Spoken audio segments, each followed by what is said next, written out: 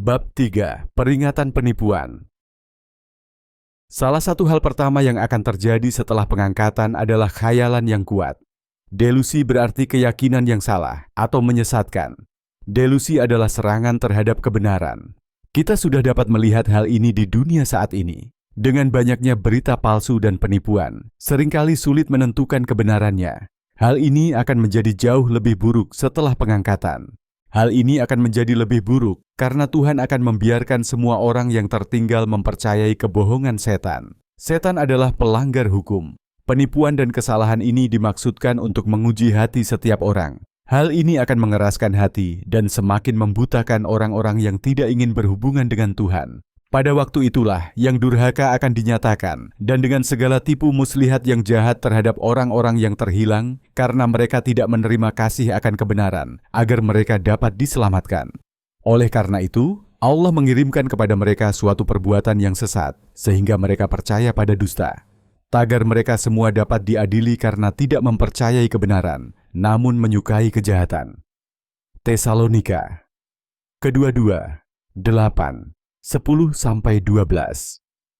Jadi apakah kebenaran itu? Tuhan dan firman-Nya adalah kebenaran. Tuhan itu sempurna dan suci dan tidak bisa berbohong. Alkitab adalah perkataannya. Roh Tuhan menyertai setiap penulis saat mereka menuliskan kata-katanya. Roh Kudus menyertai para sarjana ketika mereka memutuskan kitab apa yang akan dimasukkan ke dalam Alkitab yang kita kenal sekarang. Semua kata-katamu adalah kebenaran. Setiap tata cara Anda yang benar bertahan selamanya. Mazmur 119, 160. Ya Tuhan, siapa yang tidak bisa berbohong? Titus 1, 2. Setiap kitab suci diilhami Allah dan berguna untuk mengajar, untuk menyatakan kesalahan, untuk mengoreksi, dan untuk mendidik dalam kebenaran, agar setiap orang yang menjadi milik Allah diperlengkapi secara lengkap dan lengkap untuk setiap perbuatan baik. Kedua Timotius 3, 16-17. Saat Anda membaca buku ini, Anda akan mengetahui bahwa setan berada di balik setiap kebohongan dan penipuan. Setan adalah ciptaan Tuhan. Malaikat jatuh. Alkitab menyebutnya sebagai bapa segala kebohongan dan seorang pembunuh. Kamu berasal dari ayahmu, iblis, dan kamu ingin melakukan keinginan ayahmu. Dia adalah seorang pembunuh sejak awal dan tidak berdiri di dalam kebenaran, karena tidak ada kebenaran di dalam dirinya. Ketika dia berbohong, dia berbicara sendiri. Fatau dia pembohong dan bapa segala kebohongan. Yohanes 8:44. Peperanganmu di muka bumi ini bukanlah melawan umat manusia. Saya ini melawan setan dan pasukan malaikat jatuhnya.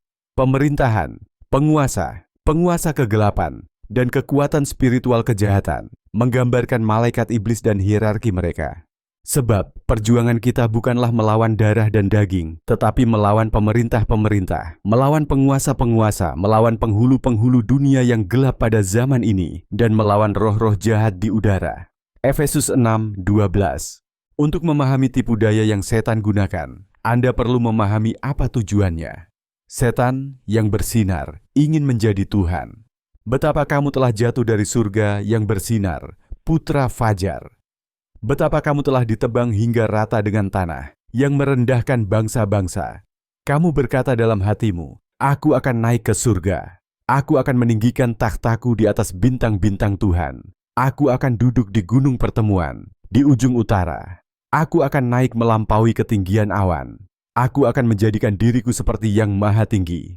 Yesaya 14:12-14. Dia ingin disembah seperti Tuhan, dan dia ingin mencipta sebagaimana Tuhan menciptakan. Setan membenci Tuhan dan segala sesuatu yang Tuhan ciptakan. Jadi, setan membenci Anda. Setan akan berbohong tentang Tuhan, Alkitab, Yesus, Kristen, pengangkatan, apapun, dan segala sesuatu yang berhubungan dengan Tuhan.